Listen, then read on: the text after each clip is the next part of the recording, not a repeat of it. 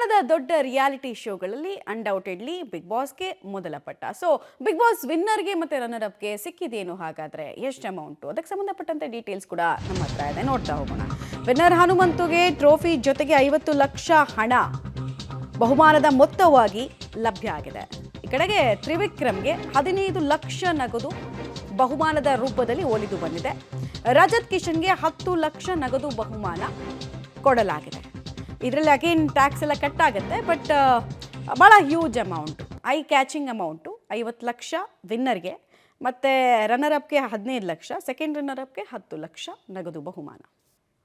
ಈ ಸಲ big boss ಟ್ರೋಫಿಯನ್ನು Hanumanthu ಎತ್ತಿ ಹಿಡೀಲಿ ಅನ್ನೋದು ಅದೆಷ್ಟೋ ಕನ್ನಡಿಗರ ಕನಸಾಗಿತ್ತು. ಆ ಕನಸು ಈಡೇರಿದೆ. ಈ ಬೆನ್ನಲ್ಲೇ ಹನುಮಂತು ಫ್ಯಾನ್ಸ್ ಏನು ಹೇಳಿದ್ದಾರೆ ಆ ಬಗ್ಗೆ ಕೂಡ ನಮ್ಮ ಪ್ರತಿನಿಧಿ ಧನು ಮಾತುಕತೆ ನಡೆಸಿದ್ದಾರೆ. ನೋಡ್ಕೊಂಡು ಬರೋಣ ಬನ್ನಿ. ಬಿಗ್ ಬಾಸ್ ಸೀಸನ್ 11 ಹನುಮಂತ್ ಅವರು ವಿನ್ ಆಗಿರ್ತಕ್ಕಂಥದ್ದು. ಈ ಸಂಭ್ರಮವನ್ನ ಅಭಿಮಾನಿಗಳು ಈಗಾಗಲೇ ಇಲ್ಲಿ ಸೆಲೆಬ್ರೇಟ್ ಮಾಡ್ತಾ ಇದ್ದಾರೆ. ಬಿಗ್ ಬಾಸ್ ಮನೆ ಮುಂದೆ ಇರ್ತಕ್ಕಂಥದ್ದು. ನೀವು ಎಲ್ಲಿಂದ ಬಂದಿರ್ತಕ್ಕಂಥದ್ದು? ನಮ್ದೂರು ರಾಯಚೂರು, ಅವ್ರ ಊರು ಪಕ್ಕದವ್ರೆ. ನಮ್ದು ಅವ್ರ ಕ್ಯಾಸ್ಟ್ ಒಂದೇ.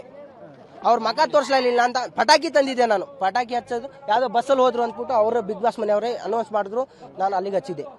ಬಿಗ್ ಬಾಸ್ ಹನುಮಂತ್ ಅವ್ರು ಗೆದ್ದಿರೋದು ಎಷ್ಟು ಖುಷಿ ಇದೆ? ಹೇಗೆ? ತುಂಬಾ ಖುಷಿ ಇದೆ. ಹನುಮಂತ ಗೆದ್ದವ್ರೆ, ಅವ್ರಿಗೋಸ್ಕರನೇ ಬಂದಿರೋದು. ಅವ್ರಿಗೋಸ್ಕರನೇ ಎಲ್ಲ ಜನ ನೋಡ್ರಿ, ಎಷ್ಟು ಜನ ನಿಂತವ್ರೆ, ಅವರೆಲ್ಲ ನಿಂತಿರೋದು ಅವ್ರಿಗೋಸ್ಕರ. ಸರಿನಾ?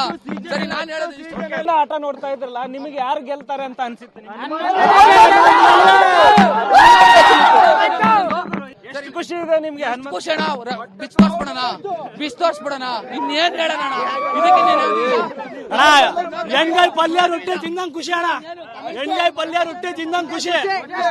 ಸಂಭ್ರಮವನ್ನ ಪರಮೇಶ್ ಜೊತೆ ಧನು ಎಲ್ಗತ್, ಪಬ್ಲಿಕ್ ಟಿವಿ ಬೆಂಗಳೂರು.